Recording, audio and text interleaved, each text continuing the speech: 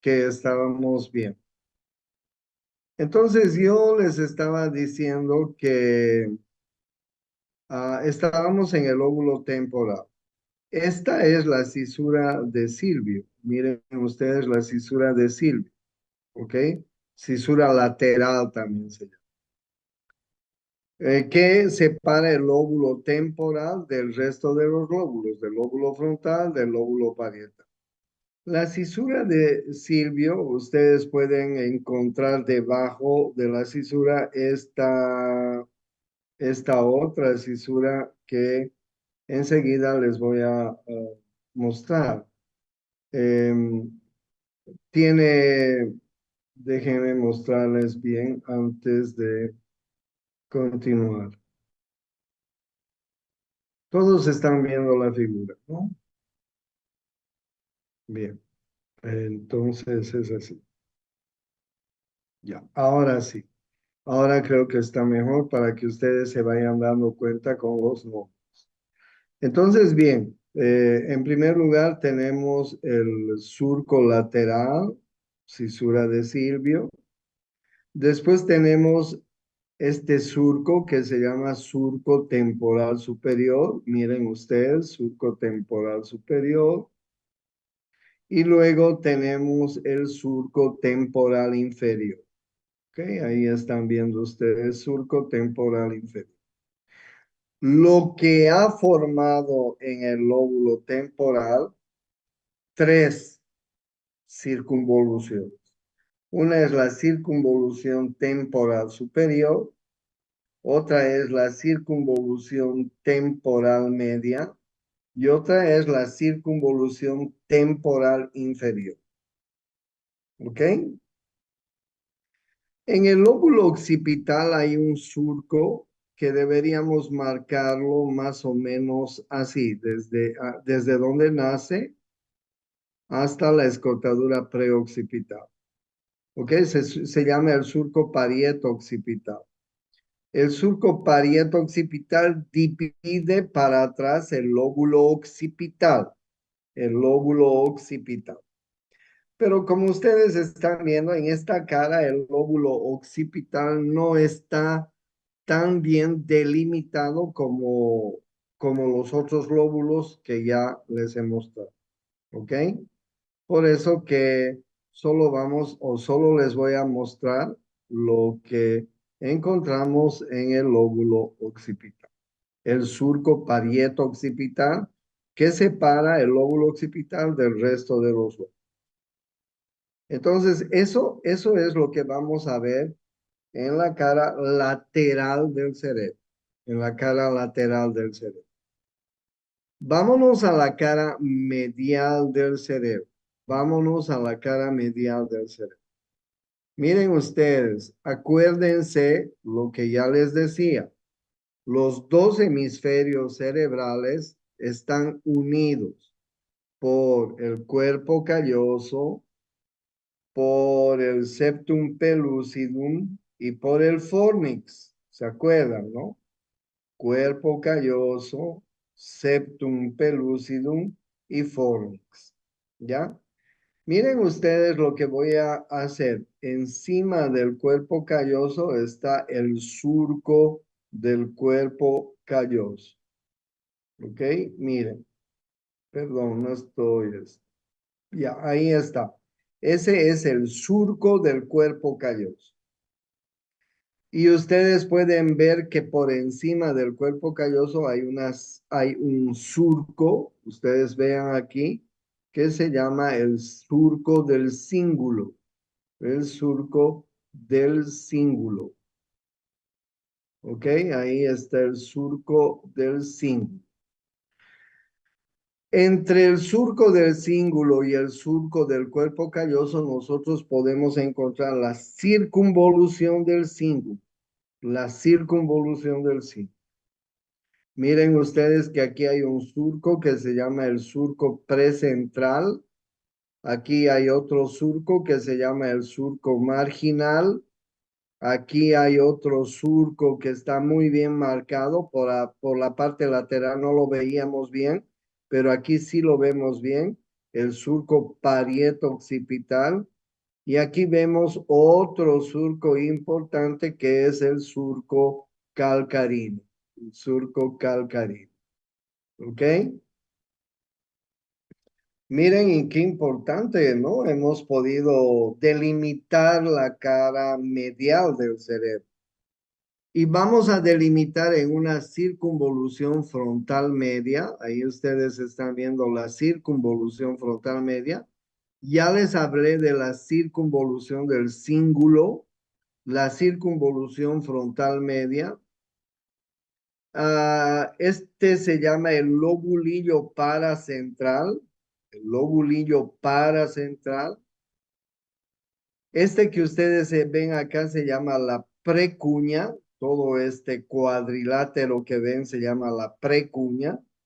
Esto se llama cuña. Esto se llama cuña. ¿Ok?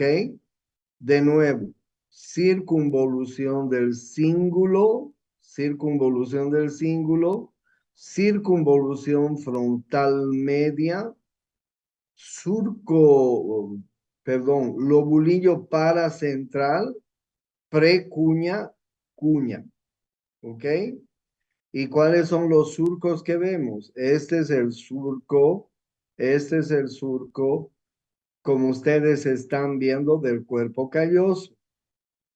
Este es el surco del cíngulo. Ahí están viendo el cuerpo del cíngulo. Este es el surco precentral. Este es el surco marginal.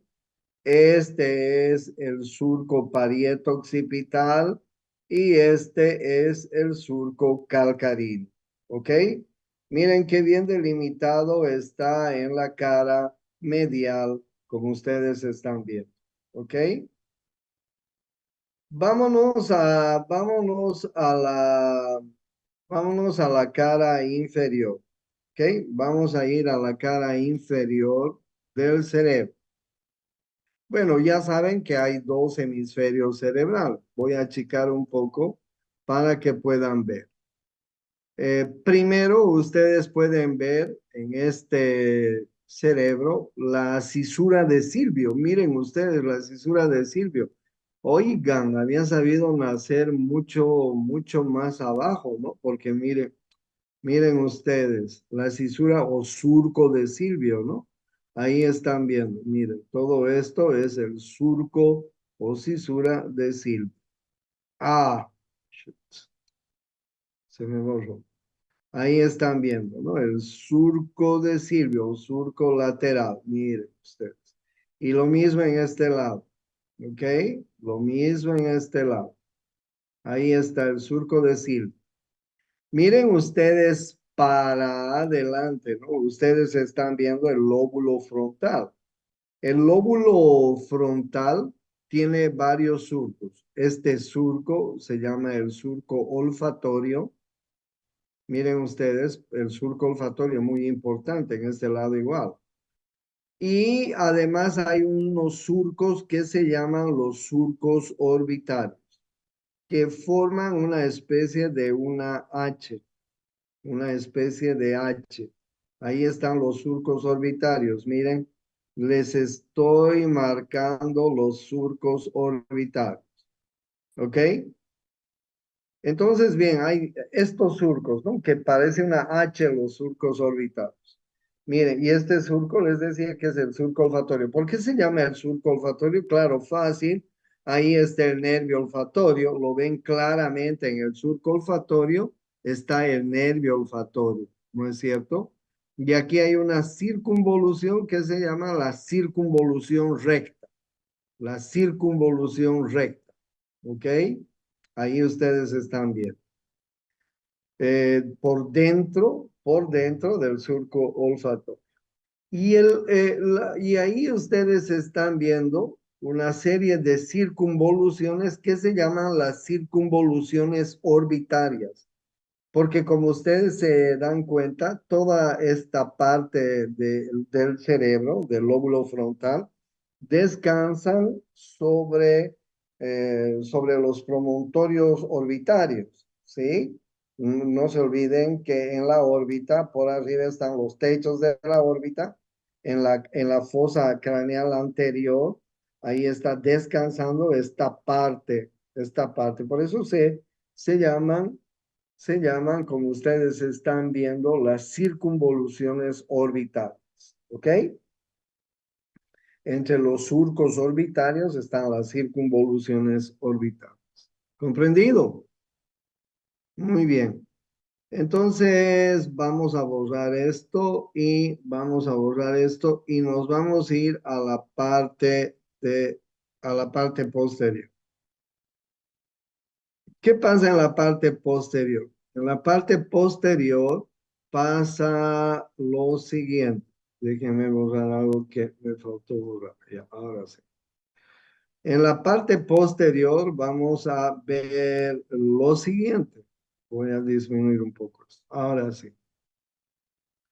Bueno, en primer lugar, ustedes pueden apreciar el surco de el surco de Silvio, ¿no? El surco de Silvio. Ahí está el surco de Silvio. Ahí está. Y aquí también el surco de Silvio. ¿Ok? Que separa muy bien el lóbulo frontal de este lóbulo que ahora lo vamos a llamar occipito temporal. Occipito temporal. Porque prácticamente, como ustedes están viendo, eh, pues se han unido el lóbulo temporal y el lóbulo occipital. ¿Qué vamos a ver en la parte media? Miren, vamos a ver este, este surco que ustedes están viendo. Este surco que ustedes están viendo muy importante, este de acá, que este se llama surco renal y por atrás ustedes están viendo que se llama el surco colateral. Ahí están viendo el surco colateral, ¿ok? El surco colateral. Bueno,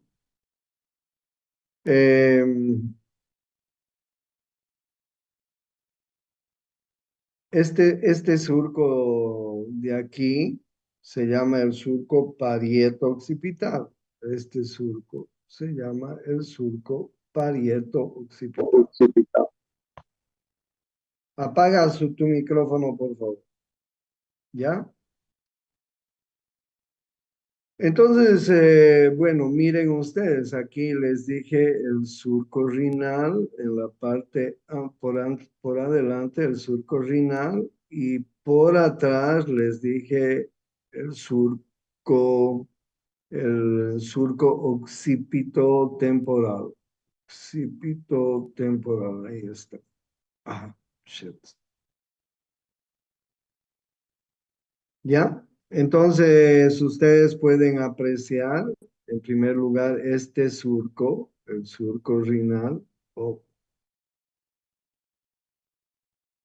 ahí se los estoy dibujando, el surco renal, ¿ya? Y después, el surco renal termina en el surco colateral. Ahí están viendo el surco colateral, ¿ok? Y este surco les dije que se llama occipito temporal. ¿Ok? Ahí está el surco occipito temporal. Bueno, miren, esta es la circunvolución temporal inferior. Ya la conocemos, la circunvolución temporal inferior. Esta se llama circunvolución occipito temporal lateral. Occipito temporal lateral. ¿Ok? Y esta se llama la circunvolución occipito temporal medial. Circunvolución occipito temporal medial. Importante, ¿no es cierto? Importante la circunvolución occipito temporal medial. Pero ahí atrás ustedes pueden ver el polo occipital del cerebro. Bueno, entonces de esta manera más o menos está formada la circunvolución occipito temporal. ¿Ya? Ese es en la parte inferior. Eso es en la parte inferior del cerebro. Bueno, ¿y qué funciones tiene el cerebro? ¿Qué funciones tiene el cerebro? Les cuento que el cerebro tiene funciones importantes que debemos conocerlas. Ahí está.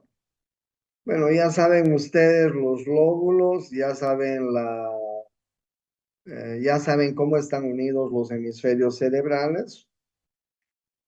Miren ustedes algunas áreas importantes, ¿no? El área motora primaria, el área premotora, el área sensitiva primaria. El área sensitiva de asociación. Miren, en el lóbulo frontal, el área motora primaria y el área premotora. No se olviden mucho. No se olviden nada. Y en el lóbulo parietal, el área sensitiva primaria y el área de asociación. ¿Sí? Miren ustedes, en la parte occipital tenemos el área visual primaria, el área 17 de Broadband.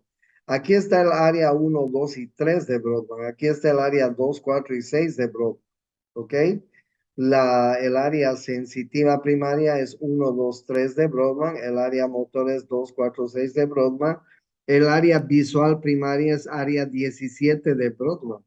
¿Sí?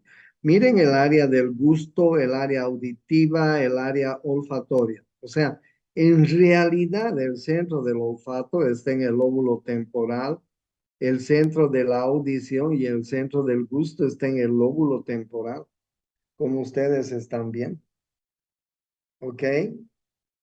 Miren ustedes acá el área de Broca, la producción del lenguaje, la producción del lenguaje. En este momento yo estoy produciendo lenguaje. ¿Ok? El área de Broca, producción de lengua. Miren ustedes el área de Wernicke, comprensión de lengua. En el área de Broca, en la primera que les he mostrado, nosotros pues ahí estamos hablando el lenguaje, produciendo el lenguaje, y aquí estamos comprendiendo el lenguaje.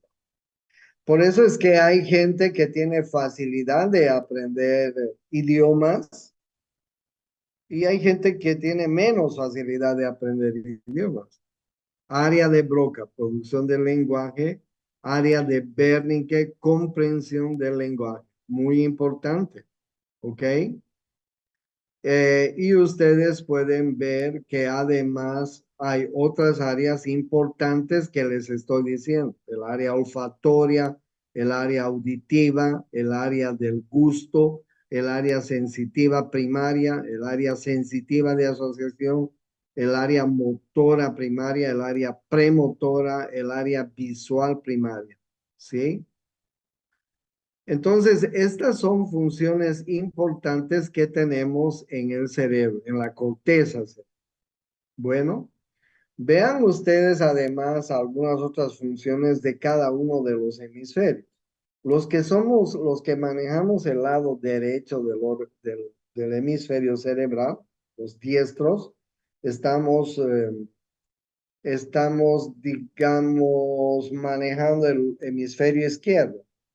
Y entonces los diestros tenemos más cualidades para el razonamiento, para el lenguaje hablado, para el lenguaje escrito, habilidad científica, habilidad numérica, el control de la mano del pie derecho, ¿sí? Los zurdos, los que manejan la parte izquierda del cuerpo, están comandados por el hemisferio derecho y estos tienen habilidades en la intuición, en la imaginación, en el sentido artístico, en el sentido musical, en la percepción, etcétera. ¿Ok? Pero en realidad, como yo les he mostrado a un comienzo, los dos hemisferios no están separados. Los dos hemisferios están unidos. Y como ustedes saben, están unidos por estructuras como el cuerpo calloso, el septum pellucidum y el fornix.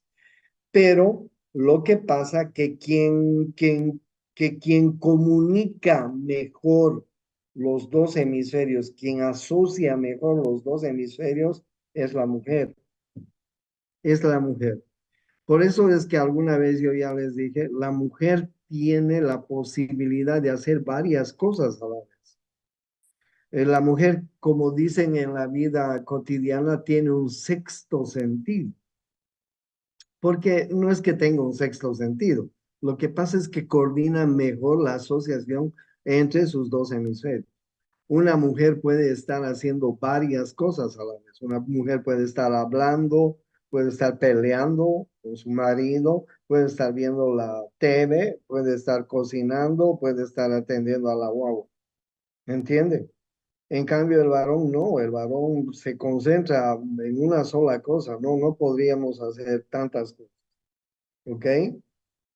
Eh, Cuando manejamos, ustedes van a ver en la calle, las mujeres están siempre, la mayoría de las mujeres que veo hablando por teléfono, haciendo otras cosas a la vez y manejando, tienen una gran habilidad.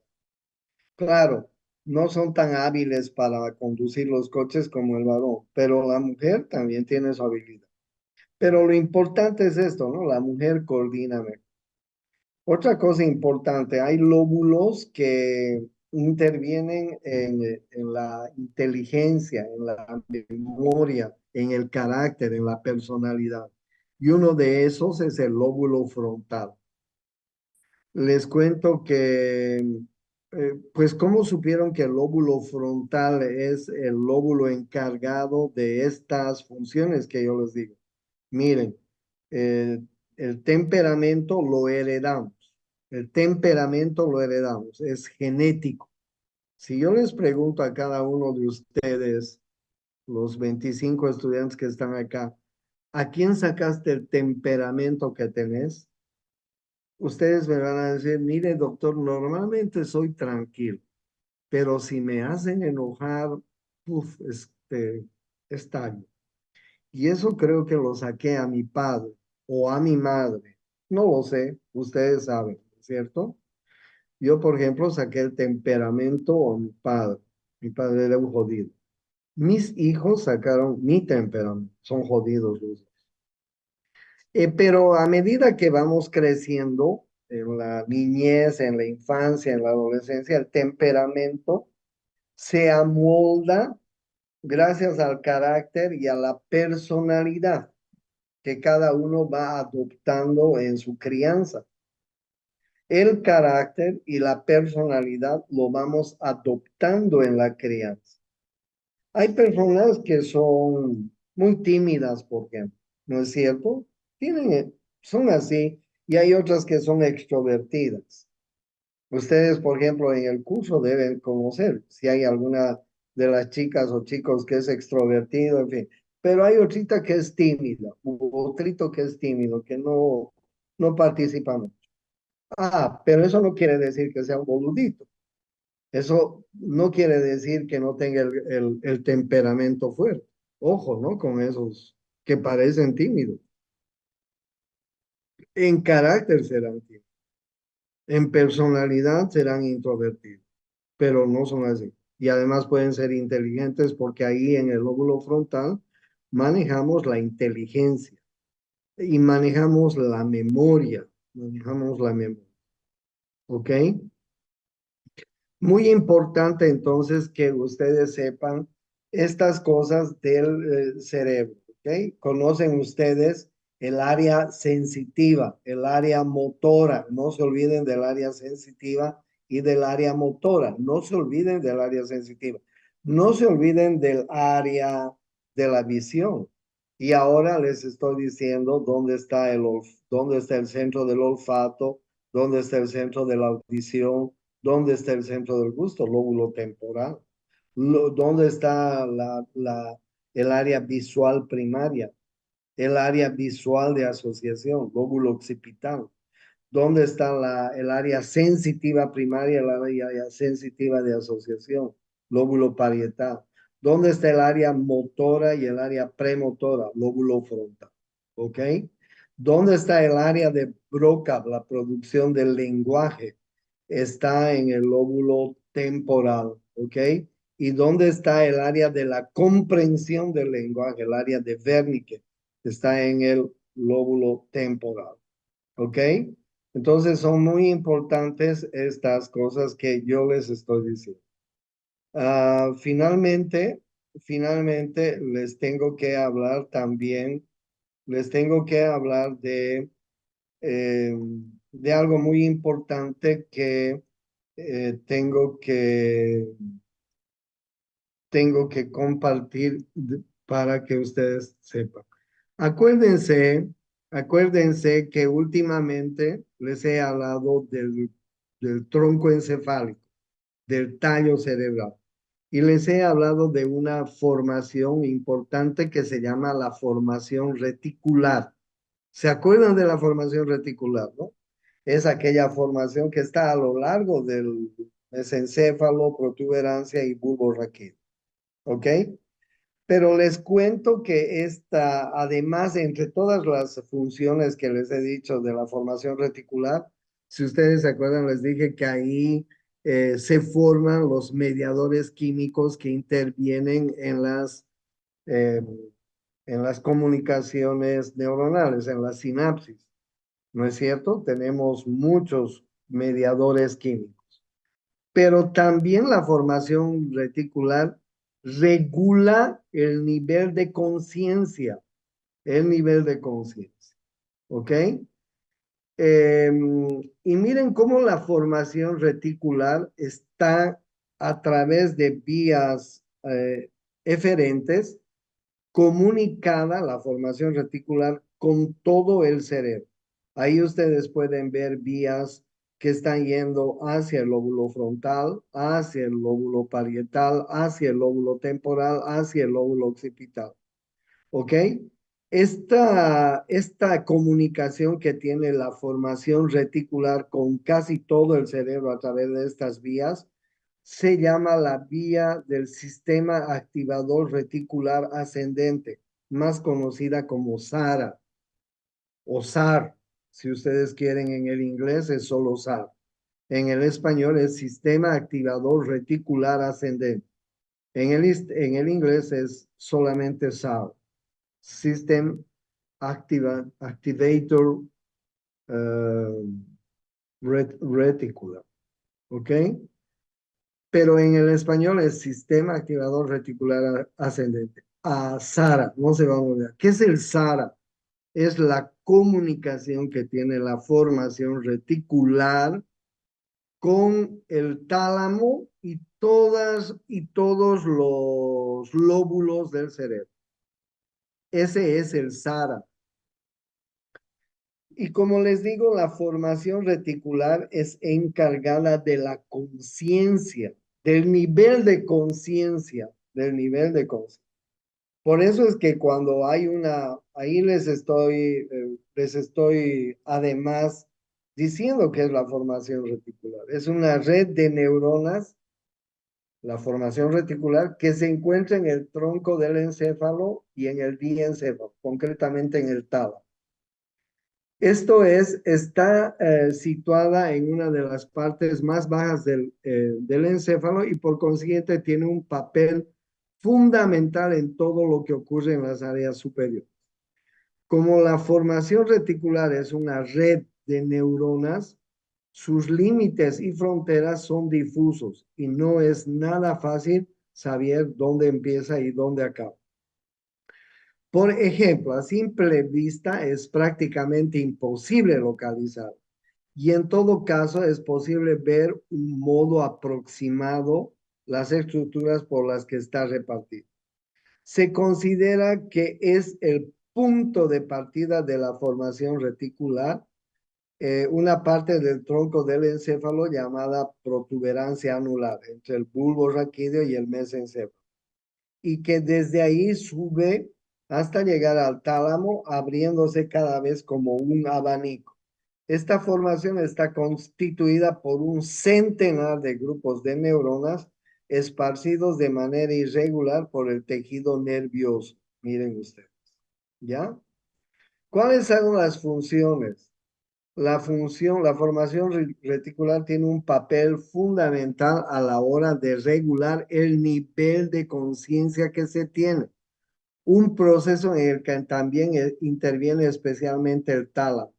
Esto significa que su trabajo tiene que ver con el ritmo circadiano y la aparición y desaparición del sueño, entre otras cosas. Por otro lado, otra de las funciones de esta red de neuronas es la regulación del estado de excitación o estado de alerta, un proceso paralelo al de la regulación del estado de conciencia. Como la formación reticular está en la puerta de entrada al encéfalo, o sea, en el tronco encefálico, de sus zonas más cercanas a la médula espinal, también actúa filtrando la información que va llegando desde los sentidos, seleccionando piezas de datos y descartando partes irrelevantes y que no llegan a la conciencia. Del mismo modo, su relación con los procesos atencionales de conciencia hace que intervengan en la percepción del dolor físico y en los procesos de habituación a estímulos repetitivos. Además, la formación reticular influye en movimientos involuntarios y automáticos como los que sirven para mantener las constantes vitales, latidos del corazón. Por ejemplo, en ese sentido, es uno de los componentes del sistema nervioso sin los cuales no podríamos vivir. Les cuento que cuando nosotros estamos inconscientes por alguna circunstancia, se ha lesionado el tallo cerebral, médula espinal, bulbo raquídeo, protuberancia, mesencéfalo, y se ha perdido la conciencia, entramos en coma. Imagínense, hemos tenido un golpe, una lesión en el tallo cerebral, se produce la descerebración. Ustedes un poco más allá en la carrera van a aprender a manejar un paciente neurológicamente afectado a través de una escala que se llama la escala de Glasgow. Cuando un paciente está en coma muy profundo, con una escala de Glasgow por encima de 7, lo normal es 15, se produce niveles de descerebración. La descerebración quiere decir que el sistema reticular ascendente está muy afectado y entonces el paciente presenta extensión y pronación de los miembros superiores e inferiores, mandíbula contraída y cuello retraído. Un paciente puede seguir vivo, pero está descerebrado. Entonces los médicos tenemos que decirles a sus familiares, miren, este paciente todavía está vivo, pero está con un Glasgow de muy bajo, -3, y además está descerebrado. No se va a recuperar. Está conectado a máquinas, está intubado, no se va, está descerebrado. Su corazón sigue latiendo, sus pulmones siguen latiendo, pero este paciente está descerebrado. Es decir, si en todo caso pudiese vivir, va a ser un vegetal, no va a servir para nada. Y también existe la decorticación, es la rigidez de decorticación por compromiso supratentorial. El paciente presenta flexión, abducción y rotación externa de los miembros superiores con extensión de los miembros inferiores. Cuando un paciente está en coma con descerebración o con decorticación, tiene un súper mal pronóstico porque quiere decir que el sistema activador reticular ascendente, el SARA, el sistema que regula la conciencia, se ha desactivado, se ha desconectado si quiere. Ha habido un cortecircuito ahí, las fibras nerviosas que conectan la formación reticular con el tálamo y con el resto del cerebro, pues se ha cortado. Esas fibras nerviosas se han cortado, se han lesionado, el sistema activador reticular ascendente está mal. Y el paciente ha perdido la conciencia totalmente. Y dependiendo del nivel de conciencia, puede llegar a extremos en que se descerebra o se decorta. Miren qué importante. En algún examen hemos preguntado sobre el sistema activador reticular ascendente, sobre el SARA. Por eso es que les estoy contando del mismo. ¿Ok? ¿Tienen alguna pregunta? Bueno, nos vemos la siguiente semana. Esperamos que esté habilitada ya la universidad para la siguiente semana. Que tengan buen fin de semana.